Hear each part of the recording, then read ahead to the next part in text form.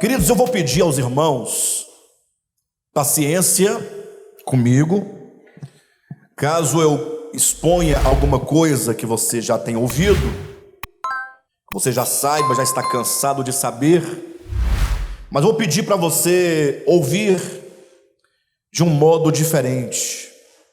Não ouvir como quem ouve uma notícia pela TV, mas que você procure ouvir e assimilar cada uma das palavras que esta noite será dita aqui. O nosso tema, o Evangelho se fez carne e habitou entre nós. Logo os irmãos entenderão por que não está ali escrito: e a palavra se fez carne e habitou entre nós. Eu preferi pelo termo o Evangelho, e logo vamos discernir isso no primeiro ponto desta mensagem. Mas eu peço que os irmãos colha cada informação. Nós vamos dividir a mensagem em duas partes. Na primeira eu farei algumas considerações que eu julgo muito importantes acerca da natureza do Evangelho, acerca do propósito do Evangelho. E na segunda parte dessa ministração eu quero fazer uma exposição como quem de fato expõe em figuras o que é o Evangelho de Jesus Cristo. Tudo isso para concluirmos no final dessa mensagem o fato de que todos nós precisamos urgentemente ultrapassar o limite de meramente acreditarmos no Evangelho e passarmos para o patamar de recebermos o Evangelho para dentro de nós. Nós temos diante de nós um grande desafio, um desafio muito grande, porque nós fazemos parte de uma geração de pessoas que entenderam completamente, equivocadamente, a natureza do Evangelho. Nós somos parte de uma geração que entendeu, que ouviu e que apreendeu o Evangelho como sendo uma mera notícia boa. Quantos de vocês nunca ouviram dizer que o Evangelho significa boa notícia? Se você pegar um bom dicionário do grego e procurar a palavra Evangelho, você vai encontrar a seguinte definição: Evangelho quer dizer uma boa notícia. E ainda, se o dicionário for muito bom, ele vai acrescentar que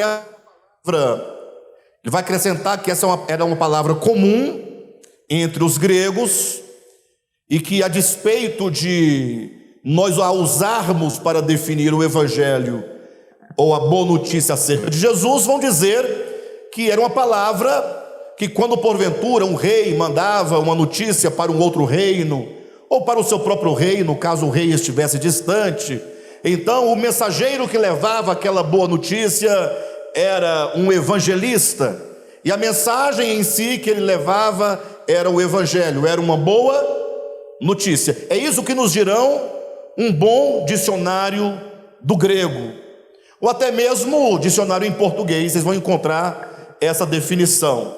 Entretanto, eu quero começar a chamar a atenção dos irmãos para um primeiro ponto, que preciso que você fique claro desse primeiro ponto no seu coração, que isso fique bem definido no seu coração desde agora, porque cada um dos pontos que eu vou apresentar no final será um convite. Vamos fazer hoje um apelo para saber quantos aceitam a Jesus. Quantos aceitam Jesus? Já ouviram esse convite? Quantos querem essa noite aceitar a Jesus como seu único e suficiente Salvador pessoal? As pessoas reclamam: Alexandre, não faz apelo. Pois hoje eu vou fazer apelo. Tá bom? Hoje eu vou fazer o apelo. Então, cada uma das proposições que aqui apresentaremos, né, é um convite para que você aceite ou você rejeite. Cada um individualmente, cada um de si próprio. Se porventura a sua esposa não aceitar, ao final dessa mensagem, você, marido, terá a obrigação de decidir por si, e não por ela, e não em razão dela. E se porventura o seu esposo, ao mensagem, decidir não receber o evangelho, a esposa deverá decidir por si só, se recebe ou não o evangelho.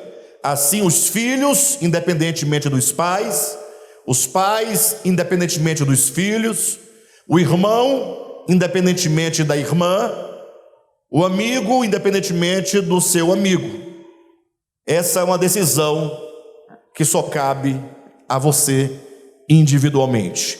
E a primeira questão que eu quero trazer aos irmãos, enquanto esclarecimento, é o fato de que o Evangelho de Jesus Cristo não é meramente uma notícia. Óbvio que se alguém perguntasse, pastor, mas não é uma boa notícia? Eu digo, é uma boa notícia, mas não é meramente uma boa notícia. Ora, se o evangelho não é meramente uma boa notícia, o que ele pode ser mais? Abra sua Bíblia rapidamente comigo, na Epístola de Paulo aos Romanos, capítulo 1, e leia comigo os versículos de 1 a 4, que nos diz assim: Paulo, servo de Jesus Cristo, chamado para ser apóstolo, separado para o evangelho de quem? Separado para o evangelho de Deus, o qual, quem é o qual? O evangelho de Deus, foi por Deus outrora prometido por intermédio dos seus profetas nas sagradas escrituras, com respeito a seu filho, o qual, quem é o qual aqui? Filho, o qual, segundo a carne, veio da descendência de Davi e foi designado Filho de Deus com poder, segundo o Espírito de santidade, pela ressurreição dos mortos, a saber, Cristo nosso Senhor. Queridos, esses dois, o qual que nós temos aqui, que eu chamei a atenção dos irmãos, esses dois pronomes, eles estão retomando duas ideias principais. A primeira diz que o evangelho foi por Deus outrora prometido, ou seja, o que foi prometido? O evangelho de Deus foi prometido, e esse evangelho diz respeito a seu Filho Jesus Cristo. Irmãos, precisamos ficar impressionados com o fato de que o evangelho diz respeito ao próprio Jesus, ao próprio Cristo de Deus que se fez carne e habitou entre nós. E portanto, quando nós estamos falando do evangelho, nós estamos falando de uma pessoa, estamos falando do Cristo de Deus que se faz homem, e na qualidade de homem, ele vive como homem sobre essa terra, manifestando os ricos atributos de Deus. O evangelho, diz aqui Paulo, na sua primeira epístola, no capítulo 1, ou melhor, epístola aos Romanos, capítulo 1, versículo 3, que o evangelho diz respeito ao seu filho que veio por meio da descendência de Davi, que foi morto e que ao terceiro dia ele ressurgiu. Então, de antemão, precisamos nós resgatar esse conceito. Quando falamos de evangelho, estamos falando de uma pessoa viva. Por isso que nós ousamos colocar o tema: e o evangelho se fez carne e habitou entre nós. O evangelho é o Cristo de Deus, a sua pessoa, todos os seus ensinamentos, toda a sua obra, tudo isso na pessoa de Jesus fala do evangelho de Deus. Talvez alguém poderia perguntar, pastor, mas qual é a relevância de se enfatizar algo que me parece um tanto óbvio, né? Parece, e se não é tão óbvio assim, em que consiste essa ênfase? Ou o que muda, de fato? Se alguém acredita que o Evangelho é a boa notícia acerca de Jesus, acerca do seu viver, acerca da sua morte, acerca da sua ressurreição, e o outro acredita ou entende que o Evangelho é o próprio Cristo de Deus, encarnado no seu viver humano, né? Na sua morte e na sua ressurreição. Ou seja, qual é a diferença entre você ouvir uma mensagem a respeito de Cristo e, ao cabo desta mensagem, você consentir naquela mensagem, você concordar com aquela mensagem, você achar aquela história acerca de Cristo uma história bonita, uma história, né, cheia de emoção, uma história de sofrimento, uma história de amor, e você, por outro lado, crer que o Evangelho é uma pessoa. Ora, a diferença é enorme, é muito grande. Uma vez que quando então a pessoa ouve a história do Evangelho, ou uma notícia acerca de Jesus, e o outro olha para o próprio Jesus, quando ambos são convidados a receber, é possível, é provável que aquele que ouviu a história receba como certa aquela história.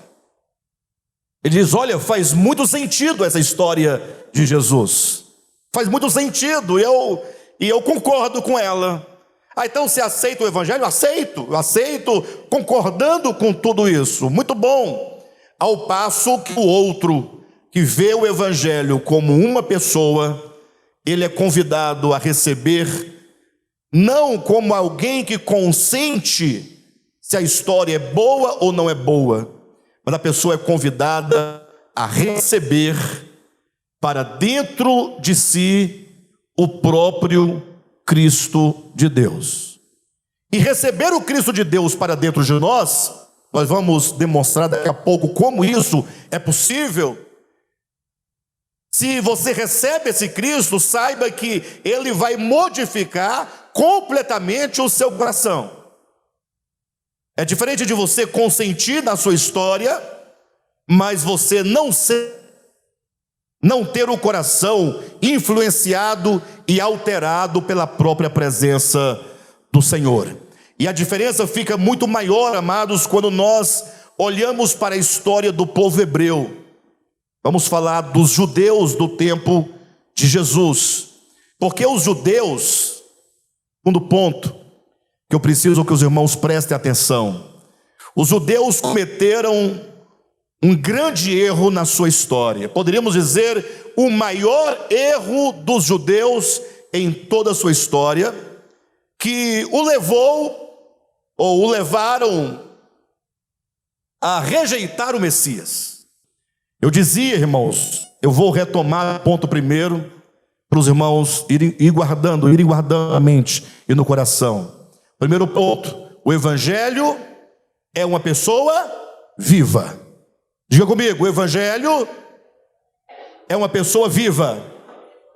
Diga, o Evangelho é o próprio Cristo. É Deus que se fez carne. É Deus que se fez homem, que habitou entre nós, que andou entre nós, que viveu entre nós. Esse é o primeiro ponto. O segundo ponto é que, em razão da não compreensão dessa verdade suprema acerca do Evangelho, do que é o Evangelho, eu dizia que a igreja do Senhor tem cometido um grande erro, e esse erro nada mais é do que a repetição de um grave erro que os judeus cometeram no seu tempo. Alguém pergunta, pastor, que grave erro é este? Ora, se você abrir a sua Bíblia no Evangelho de João, no capítulo 5, no versículo 39 e 40, nós temos ali uma grave denúncia que o próprio Jesus faz em relação aos judeus. Qual é a denúncia? Jesus diz assim aos judeus: vocês examinam as Escrituras, porque vocês julgam ter nelas a vida eterna, e são elas mesmas que dão testemunho de mim, e todavia vocês não querem vir a mim para ter vida. Irmãos, em nome de Jesus, vamos pensar um pouco essas palavras. Bem, eu dizia, vamos então pensar um pouco nessas palavras de Jesus, de João capítulo 5, versículos 39 e 40. Jesus diz: ora, vocês examinam as Escrituras, porque vocês julgam que nelas tem a vida eterna, e são elas que testificam de mim. Entretanto, vocês não querem vir a mim para ter vida. Vamos à primeira proposição. Jesus faz uma afirmação dizendo: vocês examinam as Escrituras. Irmãos, olhem para mim em nome de Jesus. Então vamos todos comigo aqui. Jesus diz: vocês examinam as Escrituras. Esta é uma afirmação. Eu pergunto para vocês, igreja, que hoje me ouve: vocês examinam as Escrituras? Sim ou não? Vocês examinam as Escrituras? Vocês estudam as Escrituras? Sim ou não? Eu pergunto: devemos nós estudar ou não as Escrituras? Sim, devemos estudar, e devemos estudar com muita atenção, com muito cuidado, com muita responsabilidade. Em outro lugar, em Atos dos Apóstolos, nós vemos ali o apóstolo Paulo elogiando os irmãos de Tessalônica, os irmãos bereanos, desculpe-me, dizendo que eles examinavam as Escrituras, que eles ouviam a palavra dos apóstolos, comparando com as Escrituras, para saber se as coisas que o apóstolo dizia eram de fato daquela maneira. Então, o estudo das Escrituras é sempre muito bom, é sempre muito devido. Não podemos prescindir do estudo das Escrituras. Entretanto, Jesus fala assim: vocês examinam as Escrituras por quê? Ou seja, existe uma razão, existe um motivo. Por que que os judeus examinavam as Escrituras? Porque eles julgavam. Pode colocar, nós estamos lá em João capítulo 5, versículo 39 e 40. Vocês examinam as Escrituras, porque vocês julgam ter nelas a vida eterna. Eu pergunto: por que os judeus examinavam as Escrituras? Porque eles julgavam. Você pode modificar a palavra julgar por qual outra palavra? Vocês examinam as Escrituras porque vocês pensam que nelas tem a vida eterna, porque vocês acreditam que o exame das Escrituras os concederá vida eterna. Jesus está aqui fazendo uma denúncia, queridos, dizendo que o modo como os judeus pegavam as Escrituras era um modo equivocado, porque eles estudavam as Escrituras como quem buscasse na Escritura, no texto escrito, qual era a fórmula da vida eterna. Examinavam como quem procurasse encontrar na Escritura quais eram os preceitos, quais eram os mandamentos, quais eram os estatutos, que uma vez cumpridos, uma vez obedecidos, lhes dariam vida eterna. E Jesus diz, agora o terceiro ponto: e são elas que testificam de mim. Ou seja, primeira proposição, os judeus examinavam as Escrituras. Segunda proposição, examinavam por quê? Porque pensavam, porque acreditavam, porque julgavam ter nelas a vida eterna. Terceira proposição, e são elas que de mim testificam. Ora, se os judeus pensavam que na Escritura havia a vida eterna, e se as Escrituras, por outro lado, dão testemunho de Jesus, que é a própria vida eterna, chegamos à quarta proposição: Contudo, ou seja, embora vocês examinem as Escrituras, porque vocês julgam ter nelas a vida eterna, sendo elas não um manual, mas um testemunho de mim, contudo vocês não querem vir a mim para ter vida. Ou seja, Jesus está dizendo: olha, vocês examinam as Escrituras, mas vocês a tomam de uma maneira equivocada. Vocês tomam as Escrituras como quem procura encontrar nos seus mandamentos, encontrar nos seus estatutos, nas suas ordenanças, um meio para se obter vida eterna. Vocês precisam entender que a Escritura, ela consiste num testemunho a meu respeito. A Escritura veterotestamentária ou do Antigo Testamento são uma testemunha. Elas testemunham, elas falam, elas anunciam, elas proclamam, elas profetizam uma pessoa. O Messias prometido era o objeto do testemunho das Escrituras. Os judeus, queridos, olhem para mim, foi um povo chamado por Deus, e a grande promessa que eles carregavam era a promessa de que o Messias de Deus haveria de vir. Pense na história de um povo, quase que 1500 anos carregando essa promessa, 1500 anos anunciando: o Messias virá. De geração após geração, a cada geração dos filhos de Israel estava ali a promessa, estavam eles lendo a Escritura, examinando as Escrituras, dizendo: o Messias virá.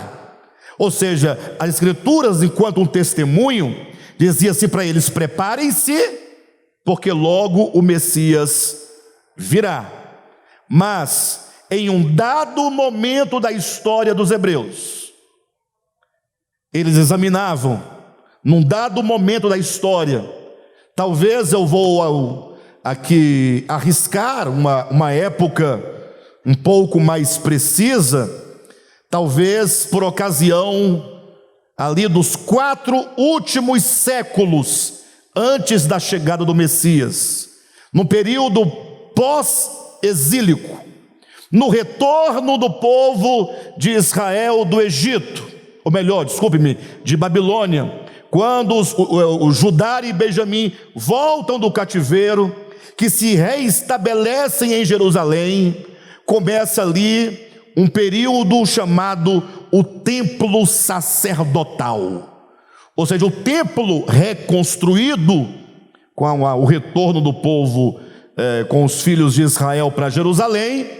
Agora uma casta sacerdotal dentro do templo começa agora a gerar um grande desvio da atenção daquilo que os hebreus tanto aguardavam. Deixaram de olhar para frente como quem espera o Messias e transformaram as Escrituras do Antigo Testamento em um manual de coisas. Criou-se uma religião que com os lábios confessava o Messias, com os lábios dizia que aguardava o Messias, mas uma religião que estava fundamentada na quantidade de coisas que se podia fazer para Deus. Quantos animais se imolava para Deus, quantos sábados se guardava para Deus, quantas festas se praticava e se oferecia para Deus. Uma religião de coisas. No âmbito da religião humana, diríamos uma bela religião. Só que Jesus diz: vocês examinam as Escrituras, porque vocês julgam ter nelas a vida eterna.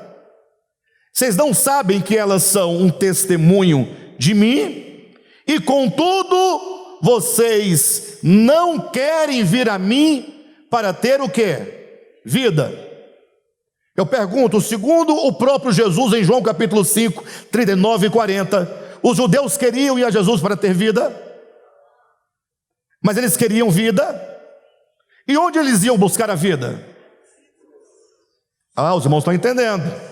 Atenção, segundo o próprio Jesus, no capítulo 5 do Evangelho de João, versículos 39 e 40, o povo hebreu examinava a Escritura, o povo hebreu buscava pela vida eterna, o povo hebreu queria ir a Cristo para ter vida, mas ele ia onde buscar vida? Ora, parece que não há contradição num dado momento, mas você percebe uma grande contradição, uma vez que o próprio Jesus explica: as Escrituras são um testemunho de mim. A Escritura não é um manual de regras, de rituais, de coisas.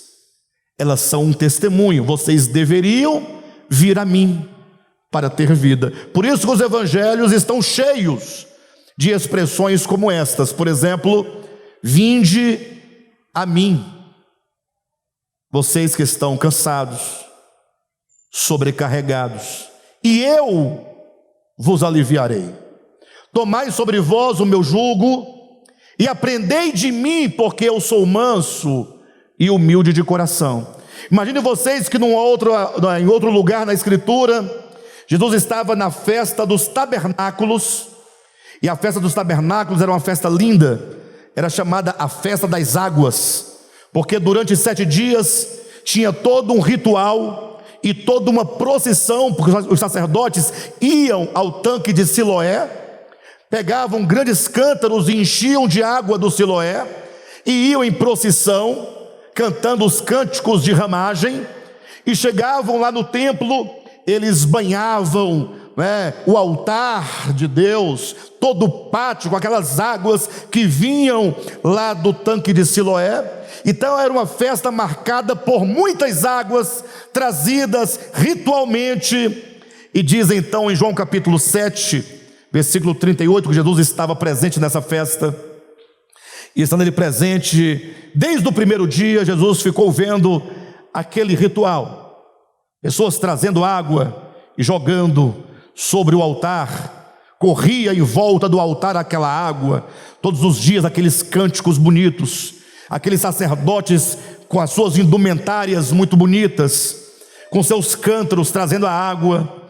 E diz o texto bíblico que Jesus esperou passar o primeiro dia, o segundo dia, o terceiro dia, o quarto dia. Cada dia que passava, mais água era derramada sobre o altar.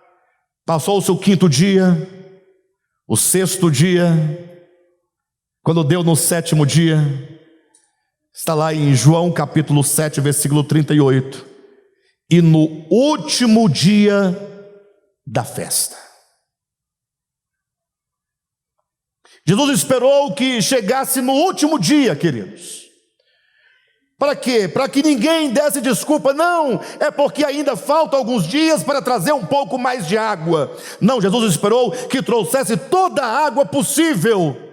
E quando estava encharcado de água, ele disse: se alguém dentre vós tem sede, venha a mim e beba. Em outras palavras, vocês examinam as Escrituras, porque vocês julgam ter nelas, na prática daquilo que ela sinaliza, a vida eterna. Ficaram aqui 7 dias com o ritual das águas, mas depois de 7 dias, no último dia, o grande dia da festa, vocês ainda têm sede. Porque nenhum rito, nenhum mandamento, nenhum sábado, nenhum sacrifício de animal, nada pode resolver verdadeiramente o problema do homem. Jesus diz: venha a mim e beba. Por isso ele se declarou: eu sou o pão da vida. Ele disse: eu sou a ressurreição e a vida. Ele disse: eu sou o caminho, a verdade e a vida. Mas os judeus não foram a Cristo para ter vida, antes o negaram e o crucificaram. Não passou muito tempo depois disso, Paulo denunciava agora na segunda carta aos Coríntios, no capítulo 3, dessa vez falando à igreja, trazendo um grande alerta para a igreja, dizendo: olha, presta atenção, igreja, nós somos ministros de uma nova aliança.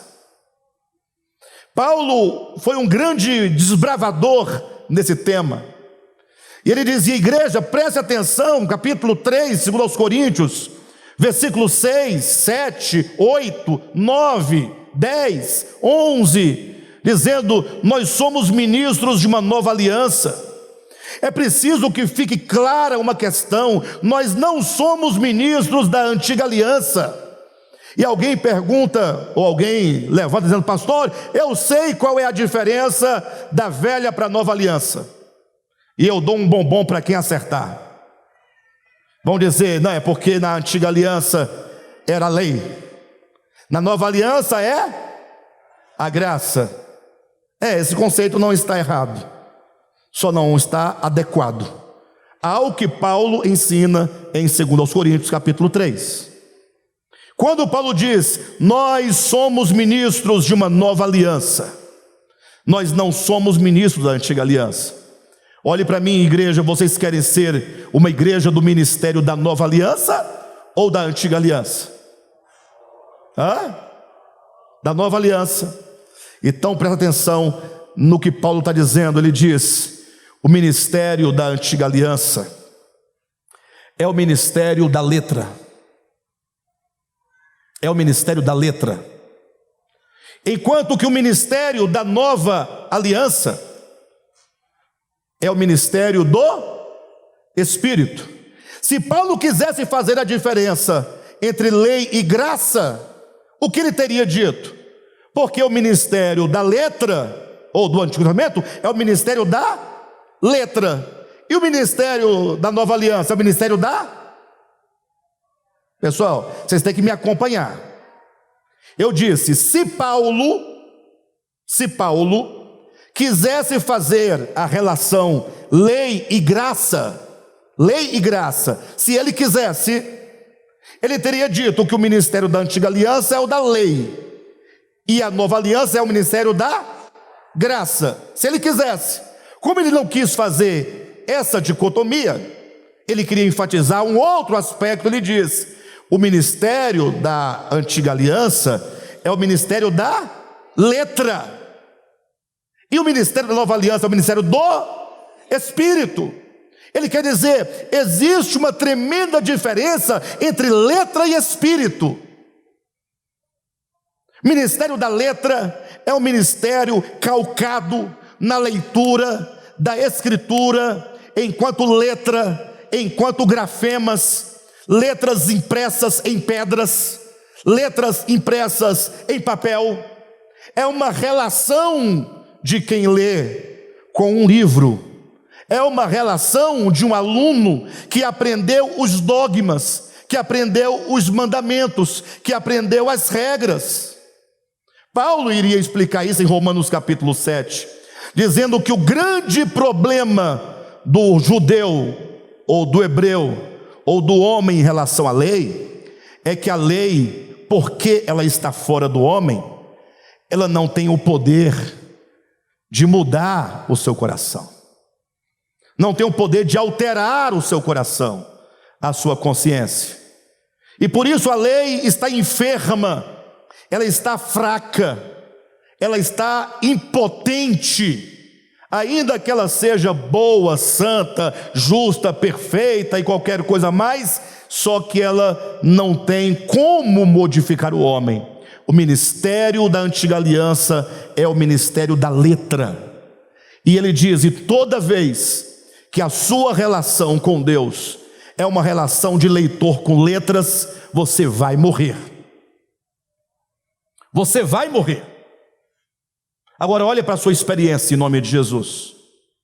Pense um pouco na sua própria experiência, porque neste momento eu estou pensando na minha experiência. Quantas vezes você ouviu a palavra de Deus, o Evangelho de Deus?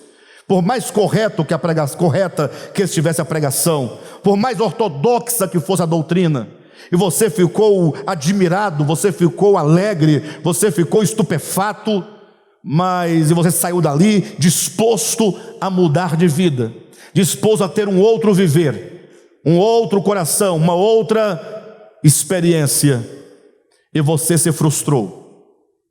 Quantas vezes? Quantas vezes você falou assim, palavra muito bonita, mas muito distante da nossa experiência, da nossa realidade? Quantas vezes você falou assim, essa palavra é maravilhosa, mas me parece um pouco utópica, me parece que não é para nós essa palavra. Pastor, está corretíssima essa palavra, mas não dá, não sei, tem nada a ver com a gente. Sabe por que isso, irmãos? A resposta está em Romanos capítulo 7, porque a letra, a lei, os escritos podem até ser santos, justos e bons, mas eu não sou santo, justo e bom. Eu, nesse caso, estou tendo uma relação com a Escritura, um leitor que apanha das Escrituras a letra, como quem acredita ter nelas a vida eterna, e me recuso a ir a Jesus para ter vida. O grande erro dos judeus foi transformar o testemunho acerca do Messias em meras letras, em meros mandamentos, e o erro que a igreja hoje repete é de transformar o testemunho de Jesus, Mateus, Marcos, Lucas e João, não são os 4 livros que dão o testemunho de Jesus? Sim ou não?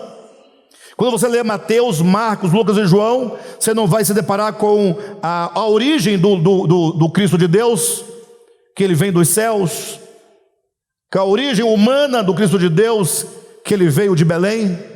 Você não vai se deparar com as suas histórias, com seu crescimento, com suas palavras, com seus ensinamentos, com suas parábolas, com seus milagres, sim ou não? Então os evangelhos são o testemunho de Jesus. Mas para que nos serve o testemunho de Jesus? Para que você creia nele, nessa pessoa bendita, e então você agora vá a Jesus, para nele obter a vida eterna, para que ele seja em você toda a capacidade, toda a potência, toda a vida. Afinal, foi isso que Paulo disse: logo já não sou eu quem vive, mas Cristo vive em mim. Portanto, concluindo essa primeira parte, nós vamos chegar à seguinte conclusão: receber o Evangelho é o mesmo que receber a Cristo. Receber o Evangelho não é o mesmo que receber a notícia dele. Receber o Evangelho não é receber ou aceitar como bem contada a história dele, não é consentir na história. Receber o Evangelho é receber o próprio Cristo. Receber a Cristo é receber, conforme João capítulo 6, as suas palavras.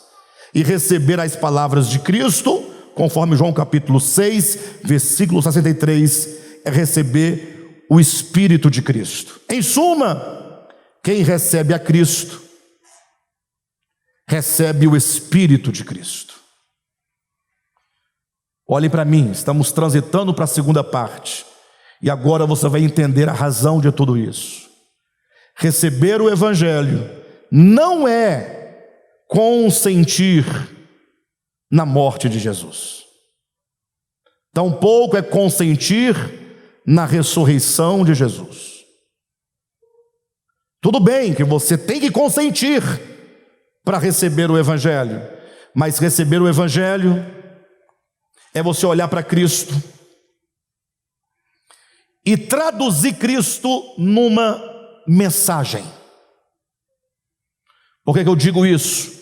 Presta atenção. Porque eu olho para os cristãos E eu vejo cristãos chorando mesmo, as lágrimas correndo, cantando hinos a Jesus, chorando, dizendo: Jesus, eu te amo, Jesus, eu te adoro, ai Jesus, eu não vivo sem ti. E a pergunta que eu faço é: você ama o que afinal? Você adora quem afinal? Você não vive sem quem afinal? Essas lágrimas traduzem o que afinal? As pessoas estão dizendo: eu amo Jesus. Aí elas projetam a imagem de Jesus. Olhem para mim. Elas projetam a imagem de Jesus, um homem, e aí cada um tem uma imagem, né? Geralmente a imagem que nos foram pintadas nos quadros. Umas pessoas mais bem advertidas pensam num homem bem feio, fica imaginando, quanto mais feio, mais próximo de Jesus, porque ele não tinha nem aparência nem formosura. Aí fica imaginando, ela fala: eu amo este homem chamado Jesus. Aí eu pergunto: e o que você quer com este homem chamado Jesus? Ah, é porque eu sou apaixonado por ele. Eu falei: o que você faria com ele hoje, se ele se materializasse dentro da sua casa? Alguém diria: eu colocaria minha cabeça no peito de Jesus e ficaria lá. Eu pergunto: o que você quer com Jesus? Você precisa entender o que é a mensagem, o que é o Cristo de Deus. Ele é chamado de Logos. Logos quer dizer palavra. Portanto, Jesus a quem você ama é a palavra de Deus. E essa palavra de Deus é uma mensagem. Aí você tem que ler Mateus, Marcos, Lucas e João para abstrair o significado desse Cristo, e você vai encontrar que esse Cristo, ele é amor. Mas não é o eros dos gregos, não é o filéu dos gregos, nem tampouco o ágape dos gregos. Esse amor que o Cristo de Deus é, atenção, olhe para mim, é amor incondicional. É amor incondicional. É amar independentemente de quem seja o outro, do seu histórico, da sua condição. E é amar não é com a presunção dizendo: não, Deus ama do jeito que Ele está, mas vai ter que mudar, porque senão o quê? Não vai amar? Quer dizer que se não mudar, Deus para de amar? Amor que era e que não é, nunca foi amor. O amor de Deus é amor eterno, é amor incondicional, é amor sempre. E essa mensagem não significa que o indivíduo de qualquer maneira continuará sempre de qualquer maneira e está tudo bem. Não, eu estou dizendo que o amor de Deus não se altera a despeito de quem quer que sejamos. E que mesmo no último dia, quando muitos ou alguns, se existirem, forem para a morte eterna, Deus continuará amando com o mesmo amor, sem diminuir absolutamente nada nesse amor. E se é amor, e se é incondicional, e se é eterno, as mãos de Deus continuarão sempre estendidas para aquele a quem Ele ama. E se alguém se perde, não é porque Deus deixou de amar, não é porque Deus substituiu o amor pelo ódio, o amor pela vingança, o amor pela retaliação. Não, é porque a pessoa abriu mão do amor de Deus, não desejou o amor de Deus, não recebeu o amor de Deus. Mas quando você olha para os evangelhos, para o testemunho de Jesus, você verá que a mensagem que o Cristo de Deus representa é o amor incondicional, que se manifesta como graça, perdão, misericórdia, piedade e tantos adjetivos bons que você quiser colocar neste rol. Ou seja, se você diz eu amo a Cristo, você deve dizer assim: eu amo o amor. Se você diz eu recebo a Cristo, você diz eu recebo o amor incondicional. Se você diz eu quero a Cristo porque eu creio no Evangelho, você está dizendo eu creio e eu quero para mim o perdão, não para ser perdoado, mas o perdão enquanto conteúdo e essência, para que você ame o outro, para que você perdoe o outro, para que você use de misericórdia para com o outro.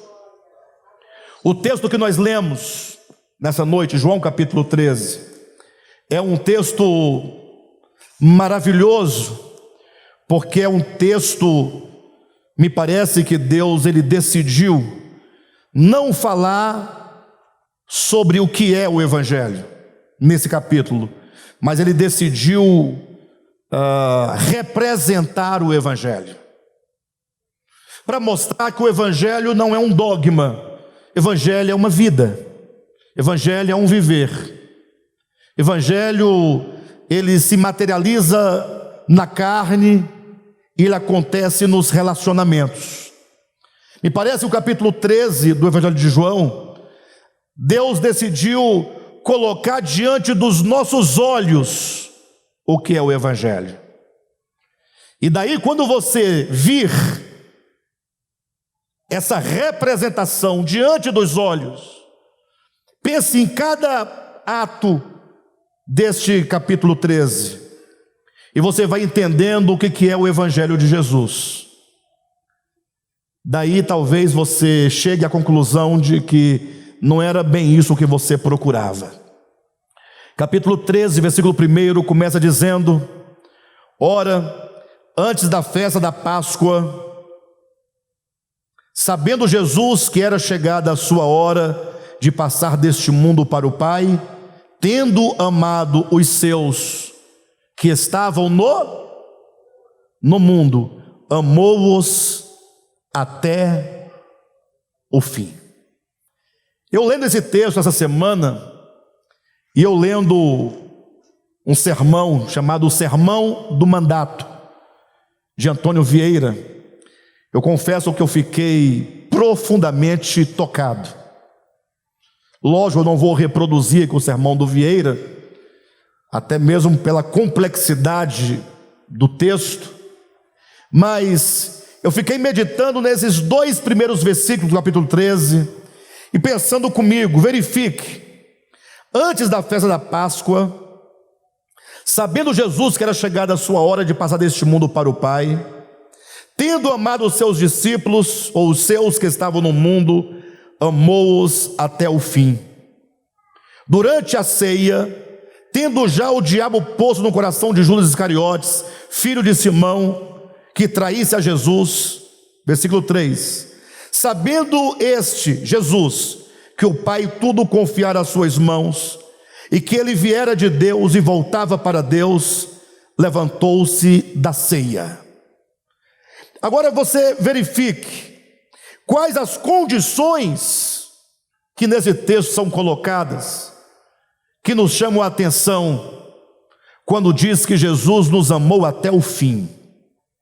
Olha as circunstâncias, aí diz que tendo o diabo posto no coração de Judas que traísse Jesus, ou seja, já era no coração de Judas algo que já estava consumado no coração, já tinha sido consumado no coração, não em ação, mas Judas estava totalmente pronto, totalmente amadurecido nas suas ideias, totalmente ali já para trair a Jesus. Isso é uma coisa negativa, coloca isso de um lado. Do outro é dito, e Jesus, sabendo que ele, Jesus, viera do Pai, sabendo Jesus que ele voltava para o Pai, e olha o que diz, e sabendo que o Pai tudo lhe confiara em suas mãos. Vira o quadro? Um quadro negativo e um positivo. Qual é o negativo? Sabendo que Judas já estava proposto no coração de trair a Jesus. Então pense comigo, você numa situação como esta.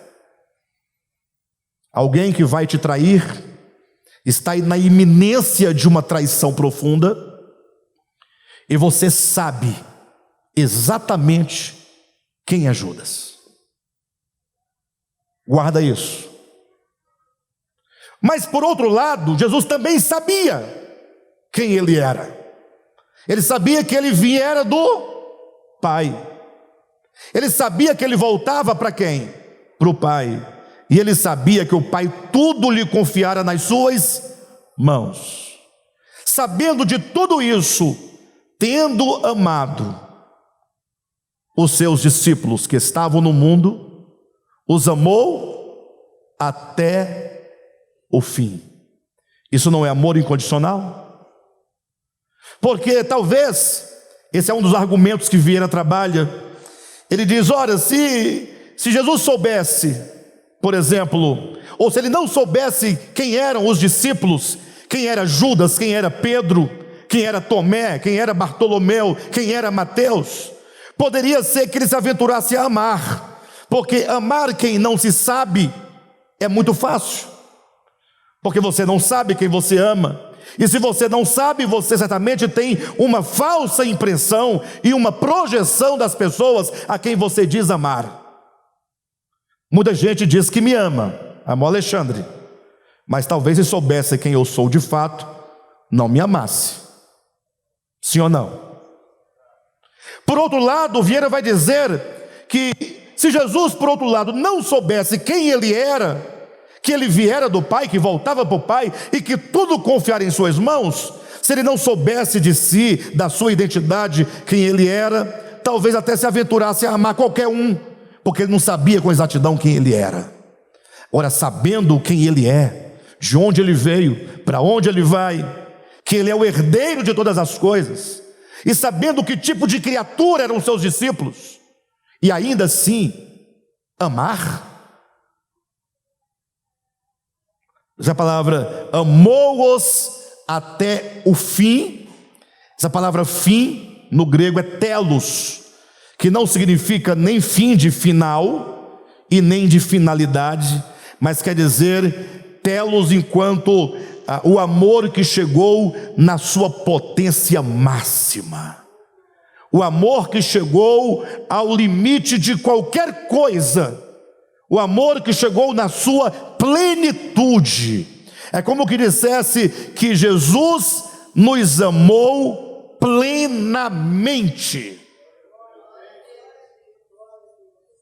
Mas se parasse por aqui essa argumentação de João, você talvez não entenderia a natureza do Evangelho, e tampouco entenderia a natureza do amor. E para que ficasse muito claro qual é a natureza do Evangelho, a natureza do amor, para que esse Evangelho feito carne se mostrasse aos olhos de todos, é dito assim: ora, antes da festa da Páscoa, sabendo Jesus que era chegada a sua hora de passar deste mundo para o Pai, tendo amado os seus que estavam no mundo, amou-os até o fim. Durante a ceia, tendo já o diabo posto no coração de Judas Iscariotes, filho de Simão, que traísse a Jesus, e sabendo este que o Pai tudo confiara às suas mãos, e que ele viera de Deus e voltava para Deus, levantou-se da ceia. Isto aqui que os irmãos têm que ver. Diante desse quadro de amor, esse amor até o fim, esse amor pleno, esse amor telos, esse amor na sua maior potência, para que isso fique claro, que amor é este? É dito que tendo o diabo colocado no coração de Judas, que traísse Jesus, e Jesus sabendo que viera do Pai, que voltava para o Pai, e que tudo o Pai lhe confiara em suas mãos, levantou-se da ceia. Ele está mostrando aos olhos. E para que ele levantou? Para fazer uma exposição de um grande sermão? Não. Levantou-se da ceia, tirou as vestes de cima, cingiu-se com uma toalha e se ajoelhou diante de 12 sem futuro. O que você faria diante de uma situação dessa? Nós temos pelo menos duas situações que o texto claramente nos mostra. A primeira, que nós vamos encontrar no Evangelho de Lucas, capítulo 22, dentro do mesmo contexto, disse que os discípulos discutiam entre si quem era o maior. Isso porque, queridos, eles estavam indo para a reunião da Páscoa, a festa da Páscoa, e como a casa onde eles fariam a Páscoa era uma casa emprestada, o dono da casa esvaziara completamente a casa dos seus criados, da sua família, e deixou a casa à disposição de Jesus e seus discípulos, e portanto na casa só tinha Jesus e os discípulos, ninguém mais. E eles então caminharam bastante até chegar naquela casa, e era costume naquele tempo que na casa onde chegassem para fazer a ceia, deveria ter ali alguém para lavar os pés dos viajantes. E como os discípulos sabiam que na casa não teria ninguém, eles pensavam, vai sobrar para nós, alguém vai ter que lavar os pés dos discípulos e de Jesus. E essa tarefa de lavar os pés, enquanto tradição naquela época, dizia respeito a uma tarefa designada a um escravo dos escravos. Não era qualquer escravo que servia a esse papel. Então os escravos tinham sempre um escravo em quem eles mandavam. Então esse escravo desgraçado, não bastava ser escravo, era o escravo dos escravos, é quem fazia, se prestava a esse papel. E a primeira atitude diante desse quadro são os discípulos dizendo assim: olha, nós temos que descobrir qual de nós aqui é o menor que vai fazer esse papel. E para chegar ao menor, discutiam os discípulos qual deles era o maior.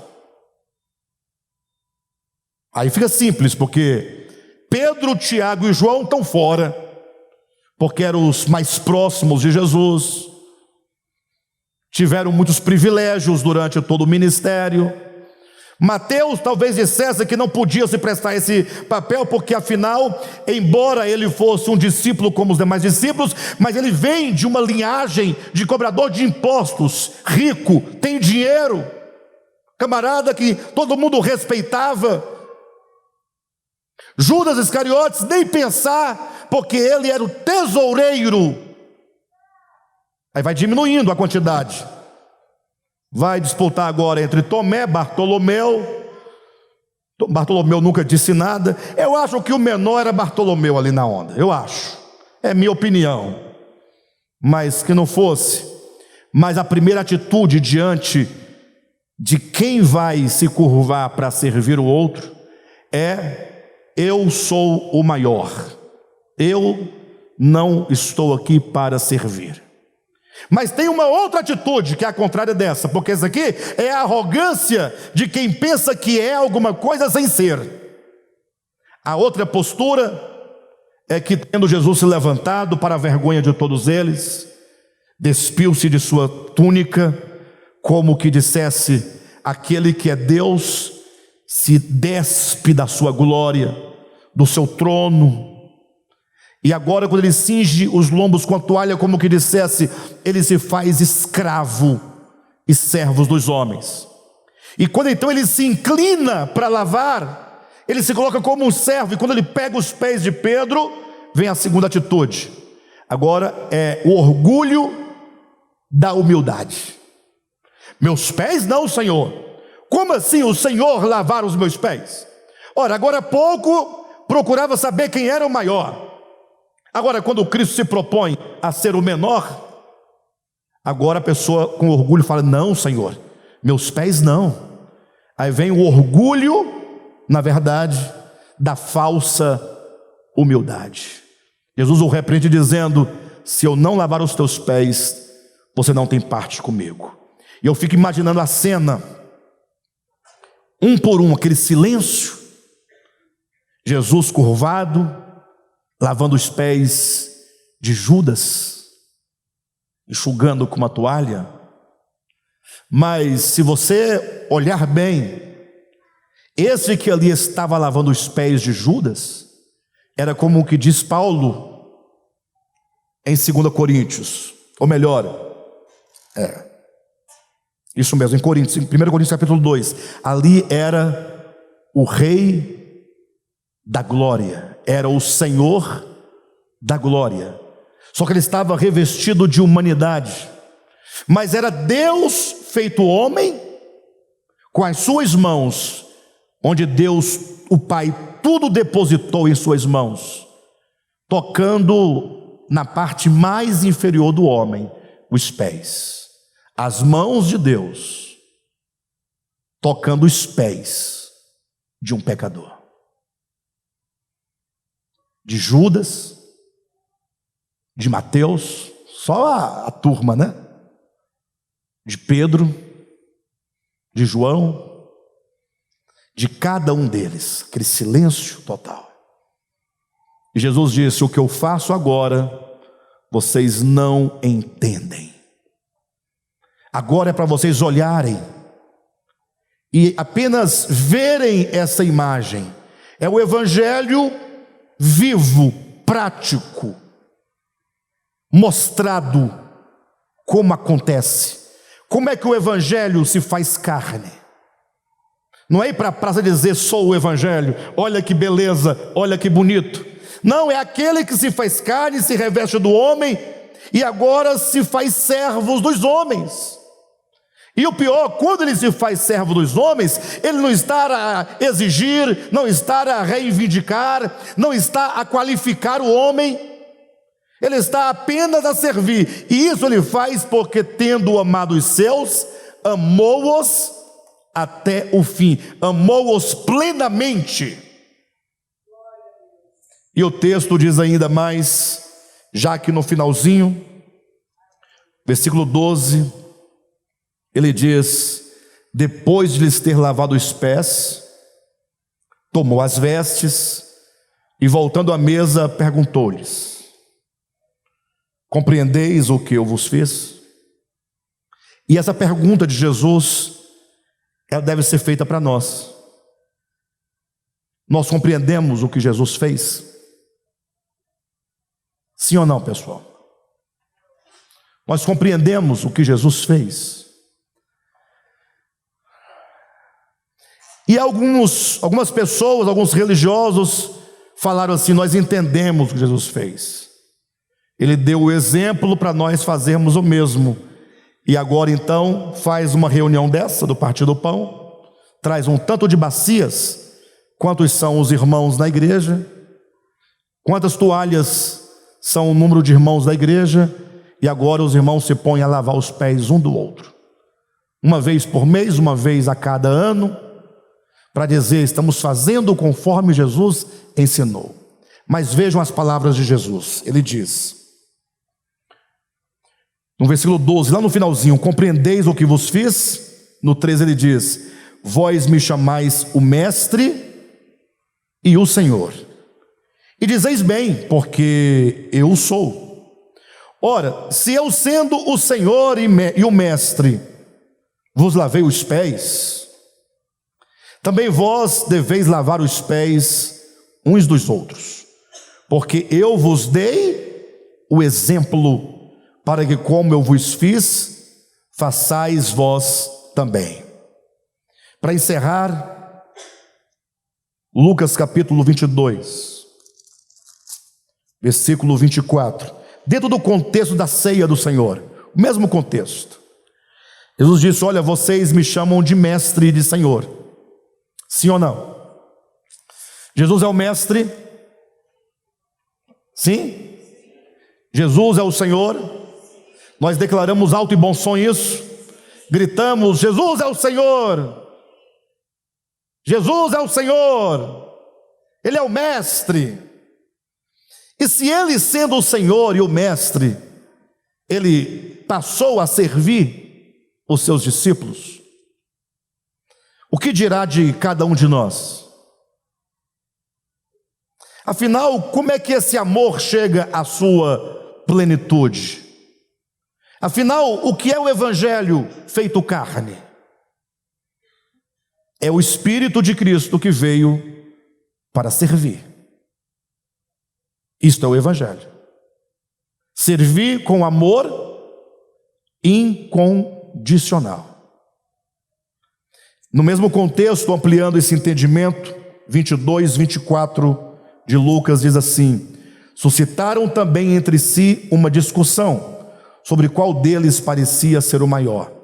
Mas Jesus lhes disse: os reis dos povos dominam sobre eles, e os que exercem autoridade são chamados o quê? Benfeitores. Mas vós não sois assim. Pelo contrário, o maior entre vós seja como o menor, e aquele que dirige seja como o que serve. Pois qual é maior, quem está à mesa ou quem serve? Pois qual é maior, o que está à mesa ou o que serve? O que está à mesa. Porventura não é quem está à mesa? Pois no meio de vós eu sou como quem serve. Vós sois os que tendes permanecido comigo nas minhas tentações. Assim como meu Pai me confiou um reino, eu vou-lo também confio. Ou seja, Jesus veio e Ele mostrou o Evangelho: amor e serviço. Amor incondicional e serviço a todos os outros, quando nos colocamos na condição de servos. Ele diz: olha, no reino dos homens, os grandes, os poderosos dominam sobre vocês, mas entre vocês, igreja, não é assim. Assim como meu Pai me confiou um reino, eu também confio a vós. Então nos foi confiado um reino, e esse reino, queridos, que nos foi confiado, que é o reino da graça, que é o reino do amor, que é o reino do Evangelho, nos chama a sermos servos. Quem aceita a Jesus, aceita ser servo. Quem recebe a Cristo, aceita o serviço ao próximo como missão. Quem recebe o Evangelho de Jesus se faz um servo. Não existe outro Evangelho. O Evangelho não nos chama a uma outra coisa, nos chama ao reino que nos foi confiado, e nesse reino as coisas não são como são no reino dos homens. E a pergunta que eu faço a todos nessa noite é se porventura nessa noite tem alguém no nosso meio que quer receber este Evangelho, mas não é para levantar as mãos, nem para ficar de pé, nem vir à frente. É porque talvez quando nos pregaram o Evangelho, nos falaram que se nós não recebêssemos a Cristo, nós iríamos para o inferno, né? Lembram disso? E você, com medo do inferno, logo aceitou Jesus. A proposta é boa, né? Eu vou para o inferno, Ele morreu por mim, eu aceito Ele, não vou mais. A boa troca. Mas talvez por esse motivo foi que nós nunca nos tornamos um servo. Receber o Evangelho é receber o Espírito de Cristo. E nós estamos aqui nessa tentativa de primeiramente compreender qual é a nossa missão qual deve ser o nosso viver? E eu sei que talvez você diga, pastor, mas talvez nós caímos aí no mesmo problema que você citou agora há pouco, quando disse que é muito difícil essas coisas.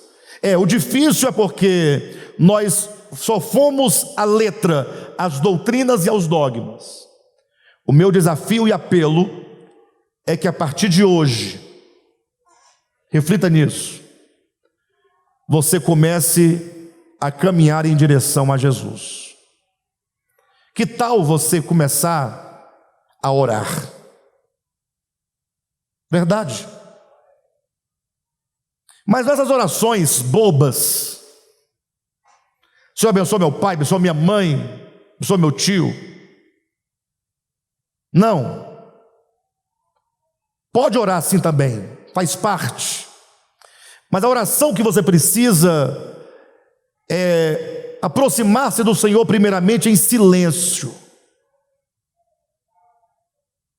Em silêncio. Apenas para estar diante dEle. Pensar, refletir a palavra que tem ouvido. Vislumbrar a distância que estamos. Vislumbrar a nossa incapacidade humana em nós mesmos de proceder. E quando você começar a perceber no silêncio todas essas coisas, aí você pode apenas dizer, como muitos nos evangelhos disseram: Senhor, tende misericórdia de mim. Clamar por misericórdia. Se a sua fé é pouca, começa a dizer como o outro disse: Senhor, ajuda-me na minha fé. E começar a falar: Senhor, eu preciso do Senhor. Eu não preciso de mais doutrinas. Eu não preciso de mais conhecimento. Eu não preciso de mais obras. Eu preciso mais de Ti. Peça a Deus que Ele comece a se mover nas suas emoções, nos seus pensamentos, no seu coração. Peça a Ele que Ele te ilumine, que Ele te dê graça, te dê força, que Ele te ensine, que Ele te conduza, que Ele te dirija. Comece a desenvolver um relacionamento de dependência, de carência com um Deus, com o Senhor. E eu tenho certeza que Ele vai ouvir a sua oração. Eu tenho certeza que Ele vai tomar você pelas mãos e vai te conduzir no caminho de volta à casa do Pai. Ele vai conduzir a cada um de nós. Afinal, Ele já está nos conduzindo. Só que talvez até onde nós chegamos, talvez ainda não seja o ponto ideal. E que nós precisamos sair dessa fase da letra, dos dogmas, da teologia ortodoxa, para uma questão de experiência. Aí você pode falar sem medo. Não queira passar por bonito diante de Jesus, que Ele sabe quem é você, é bobagem. Diga assim: Senhor, olha, eu vou ser sincero para o Senhor, não dá para amar as pessoas incondicionalmente. Não dá. Quando eu olho para a turma e vejo um povo totalmente diferente das minhas convicções, nós estamos vivendo num tempo de problema de convicções, né? Cada um tem uma convicção. Imagina só um casal, marido e mulher, um da direita, outro da esquerda, os dois ladrões, né? Ao lado de Jesus, dentro da mesma casa. O Evangelho diz assim: olha, filho, você não foi chamado para desprezar, para debater, para confrontar, para vencer. Você foi chamado para servir. Ah, mas porque ele Ele é o Judas. Ou é Pedro, ou é João. Todos nós estamos cheios de defeitos. Cheios. Não faça como alguns que, na prática do lava-pés literal, eu já participei de igrejas assim. Antes de começar, a gente procurava quem era a pessoa que a gente ia lavar os pés. Porque eu não ia lavar os pés de qualquer pessoa. Não. Então já combinava, Pedro, olha, nós dois, viu? Amigo, próximo. Quem já fez isso? Deixa eu ver as mãos. Quem já fez? Só quem fez. Pronto. Tem uns 10 aí. Mas você fala, Senhor, eu quero lavar os pés de quem quer que esteja cansado. Lavar os pés é levar alívio. Porque quando lá eles lavavam os pés, é porque os pés estavam cansados da jornada. Como hoje todo mundo anda de carro ou de Uber, ninguém tem os pés cansados, mas cansados da jornada, da vida, das angústias, do sofrimento, das pressões. Você está cercado de pessoas que precisam de você. Só que você às vezes fica dizendo, não, Senhor, este não. Este não, porque esse é assembleiano. Não, esse é católico. Não, esse é espírita. Não, esse não. Este é homossexual. Não, este não. Este é ateu. Não, Senhor, este não. Esse é macumbeiro. Não, Senhor, este não. Este é bolsonarista. Não, Senhor, este não. Esse é petista. Nós estamos assim.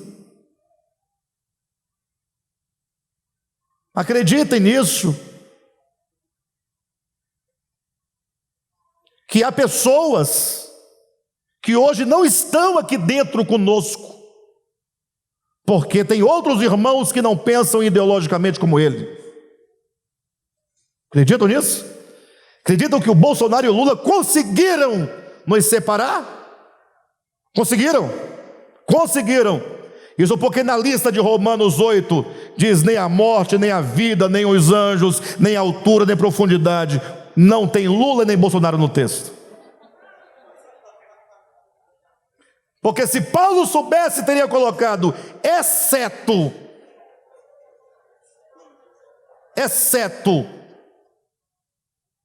nem a morte. Agora o Lula e o Bolsonaro, esses dividem. Em nome de Jesus, igreja. Vamos despir as nossas vestes. Jesus despiu das suas vestes de glória, nós da presunção, do orgulho, do ego, e vamos todos nos cingir com a toalha da humildade, da graça, do perdão e do serviço. Amém? Fica o meu apelo para a reflexão dos irmãos.